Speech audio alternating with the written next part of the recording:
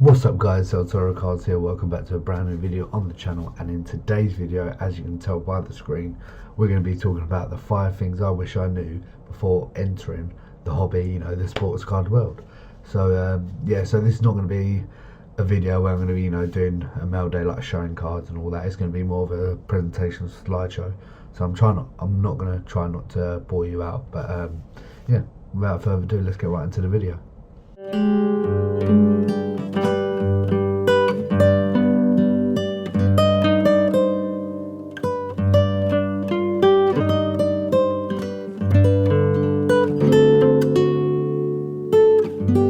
So as you can tell, number one is FOMO, so fear of missing out. So if you don't know what FOMO is, obviously it explains there, fear of missing out. It's, the fear of missing out when everyone, is having fun. You feel like you're the only one that is not involved, not having fun. For example, if you're going out and everyone, is going out to the pub, having a good time, drinking, or, just having a good time, and you didn't go, and you've got that fear of missing out, FOMO, because everyone's having fun and you're not. So to mix it up with cards, as you can tell by the screen, it's like don't invest or don't collect cards or stickers because it's a trend and everyone's doing it, and scared that you're going to miss out on the hype. It's happened to me plenty of times when I first started the hobby. I used to be that guy that wanted, I don't want FOMO. I wanted to be, right in there with all the other collectors, investing on that card or on that sticker or on that box, slab, wherever it is. So, just don't buy cards for the sake of buying cards. I probably still do this now, but not to a certain extent. But when I first started, I see a card. I just wanted to be in the hobby like everyone else, and I bought cards, even though they didn't mean anything to me. I could buy, for example, at the time, let's say, a Liverpool player. I'm trying to think of a Liverpool player. Say Mo Salah. Why am I collecting Mo Salah? Why am I buying? Maybe if I believe in him, I don't know. But don't buy the cards for the sake of buying cards. Buy something that you truly believe in or want to collect. So now, I collecting some stuff that I like. So for example, I believe in vintage, so I've got a few vintage pieces here, and as well, I'm investing in them, but I love collecting them. Like, seeing these cards, 50, 60 years old, seeing these, I just think, it amazes me to get a condition of a card or sticker, from say 1920, and you can get a PSA 8, PSA 9 sometimes for some reason. But collect something that you truly like. It's like you're not going to go to a job that you don't want to go to. You're going to go to a job that you like. You want to do stuff like that. So invest in something that you believe in. Not that anyone else. If someone believes in in Haaland when he was starting to score goals and you didn't, don't invest in a player if you don't believe in him. If you did, do it. So something that you want to collect for the PC. So for example, I'm trying to think of what cards I've got nearby, but investing wise, I'll probably say here. So Sergio Ribas, you've seen me talk about him many times on the channel. That's something I want to collect, not because one of my mates said this guy's good, collect him. He's got, obviously he fits in with the PC. He's Spanish, plays for Real Madrid B team, so it correlates really. But if it's and as well, one thing I've got to say is a third point is, if it's PC, try to be patient. Don't buy when the hype is there, because when you do buy and it goes down, cards will eventually go down at some point, or it will go up. So if you say, for example, this card at its high will be £50, and I really want it, I really want it for PC, but hold out for that next month, that next 2 months, and you probably get that same card for 20 quid. Unless obviously he's the next, Messi, but you know where I'm coming from. So number 2, as you can see, is entering breaks. So I think this one is probably a big one for some people. It was a big one for me, and especially one of my mates. Don't get me wrong, I do enter breaks sometimes. I still do, but not as much. It's like, don't invest all your money when there's no guarantee. I'm going to enter 5. This is a massive example. So Sunday League investors, Brian, massive card collector, YouTuber, does breaks, and he done Merlin 2020 Chrome, which obviously is this Erebus. So he's done 3 cases, 40 blasters, and I've bought a Erebus in every single one. I haven't even hit a silver or a refractor. So look, as you say, there's no guarantee. For me personally, I would rather just buy the card itself. So, for example, say I'm hunting for, let's say Jeremy Pino out of 99. And say if that costs £25, for example, why am I going to spend 15 or 10 on breaks when I can just guarantee and buy the card itself? You know, it's much more cheaper. Obviously, you can be lucky, and obviously hit a better card or the card you want in your first or second break. You know, as I say on the second point, breaking is a gamble. You know, if you have a high risk appetite, it's a good way to hit big. You know, if you've got the money, and you know, if money's a source of income that you don't think about, it just keeps coming in. Fair play. You know, spend your money on breaks or cases, and you will get rewarded at one point, hopefully. But 9 times out of 10 you will lose, and you won't get your money back. It's just I feel like I've telling one of my mates, just buy the card. It's a guarantee of having the actual card you want. If I spent £100 on breaks and the card's £100 and I haven't got it yet, I've lost £100. I've got to spend another £100 on breaks, or just buy the card, and that's already £200 down. But at the end of the day, you can always have fun. Entering breaks is a fun way to enhance yourself into the hobby. I still enter breaks, not as often because I never win anything, but I never get hits or anything. But I enter a few times, and I think it's a good way to enter the hobby, have fun. But I think when the fun does stop. I know it sounds like I work for Bet365 and Ray Winston, but yeah, when the fun stops. Don't keep every day, I'm going to buy a spot in this Premier League prison, I'm going to buy this spot in Merlin, I'm going to buy a spot in the World Cup just because you want to, and you think you're going to win big. You could, but it's always that chance that you want, and that chance for me outweighs the guarantee. Number 3 is budgeting yourself.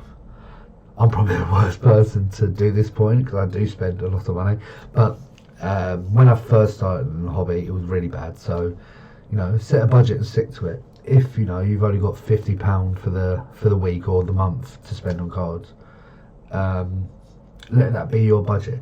And if you can spend that 25, 50, 100, 200 or whatever your budget a bit more, you can do it.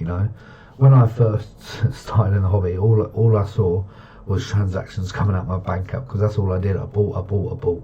And at the end of the month, as you can see, look, I got a bit stressed on how much I actually spent, meaning I had to sell some of my actual items, my PC that I really enjoyed to collect, or just have to work even more just to, pay off them cards. It's not a good way to see it.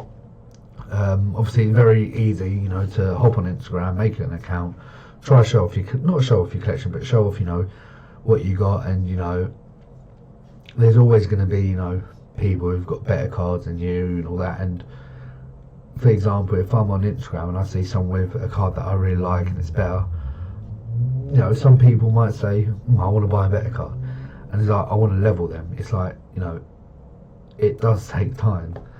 As you see on the screen, it does take time. Try not to get sucked in thinking, if you spend 100 grand, doesn't mean you're going to be the best in the world. Even if you spend £1 to £10, I've seen people,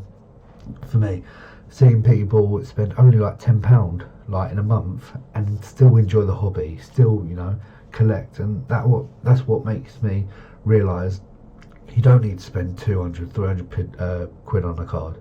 You can spend that £10 on 4 cards and still enjoy the hobby. Ease into it, start small, and you'll find your footing. Eventually, you will get to your goals in the hobby. You will get that card that you really want. So number 4 is grading. So grading, obviously, you got a lot of different companies, as you can tell in the bottom left corner, I believe. I think it's that way. You can see PSA. So that is probably the biggest and the most, I say, famous grading company that we have. at the moment. Obviously, we've got, you know, the big three. I would say is Beckett, PSA, and SGC. Obviously, not in no order, but with grading, as you can see, it took me, I would say, several months or even a year just to think about sending to grading, just because, you know, I thought if I sent, you know, let's put out, if I sent this card to grading, I feel like, you know, I would have missed something and it would get a 6 or a 7, and like I wouldn't get any good grades. I was nervous, as you know, and it was, you know, imagine, you know, thinking, you know, oh yeah, this card's going to get 10, 10, 10, all your 10s, and then you come back and you get 6 and 7s for some reason because there's scratches on the card. But, you know, ask people's opinions. There's a lot of people in the hobby, you know, the hobby's just growing and growing and growing. You know, ask people, you know, should I grade this card? You know, what company should I send this to? You know, will this look better in a PSA slab? Will this look better in a SGC slab? So for me, like, you know, gold looks better in SGC, but if you're going for value, you go for PSA. Beckett, to be honest, I haven't graded with Beckett just because I think it's for more higher end cards, like the big hitters, and obviously that's in America. Well, the pros of, to be honest, grading is obviously protecting the card itself.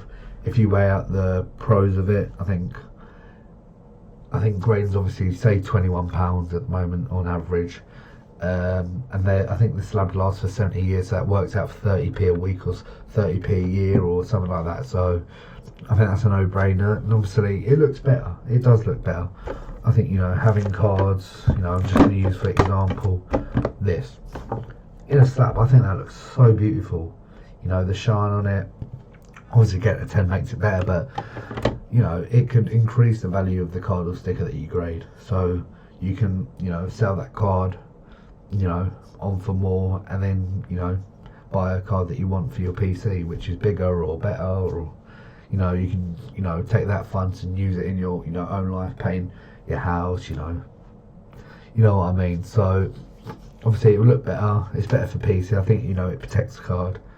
Obviously there is a wait time with SGC at the moment. It is 1 month, I think, overall to get it there and get it back. PSA is about 2 to 3 months. Depends obviously what service you use. But when I first started collecting, PSA were closed, and they were charging, I think, £55 minimum for grading one card, and it used to take 2 years.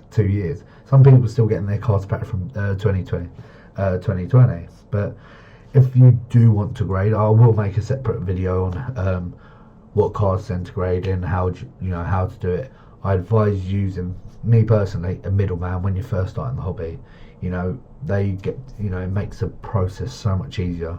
You know, they deal with the shipping, the delivering of the cards, you know, just everything with it. So for example, the grading club, that's who I use, Erin. So what I'll do, I'll fill out the form on the computer, like what the card is, what year it is, send the card to him, and that's it. You know, he'll send the card to America, PSA will grade it, he'll get it back, he'll give you, you know, updates on where the card is, when the card's coming back, if there's any problems, if there's any upcharges on your card.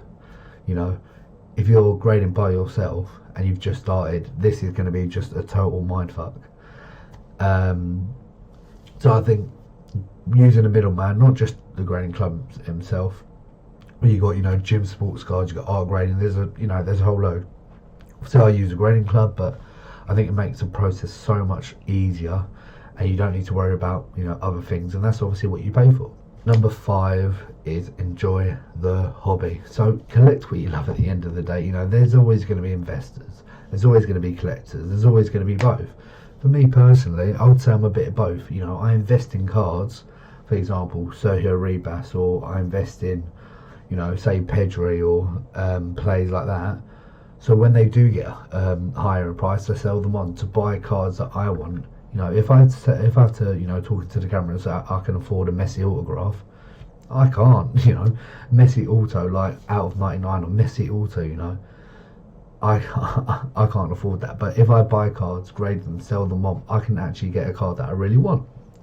So, you know, remember why you started this journey. I don't know why I put it to the camera, but remember why you started this journey. You know, I started, you know, to relive some to get some memories back. To be honest, when I was little, collecting cards, and I just think I think it's just cool. Collecting cardboard with your favourite football players on, or your favourite basketball players, or your favourite wrestlers. But yeah, get the memories back, making new friends and meeting new people along the way. I've made I wouldn't say millions, but I've made hundreds of friends, in this hobby. I don't know. I just think this hobby, once it gets bigger and bigger, it's already big at the moment, and everyone coming together, I think it will show its true potential. Yeah, met hundreds of people that I can actually call my friend. Like for example, RP Trading Cards and L_ Trade Soccer and LGL. They all went to my school, and I didn't realise until I went to the London Card Show that they were there. So really, really weird one. But yeah, ignore their negativity in the hobby. There's always going to be a lot of negativity. Someone got scammed, someone with this card, someone with not sending this and that. Just obviously if it involves you, you can't really ignore it, but help each other out, focus on the positives out there in the card hobby world. And it's not all about money, it's always having a good time, experiencing new stuff like card shows. Card shows, when I first went, wow, it's a different experience. I was like a kid in a candy shop. Loved it. And, going to card shops, I think there's obviously a new card shop in London. I don't know if it's opened yet, called Kaboom Cards, I think. Not too sure. We'll be wanting to head out there. You've got Welling Collectibles, more of a vintage side of it, which I'm starting to get into and loving it.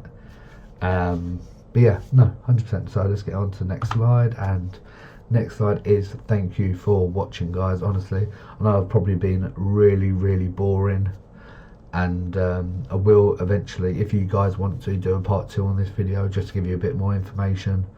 And yeah, so thank you guys, and thank you for watching the video. See ya.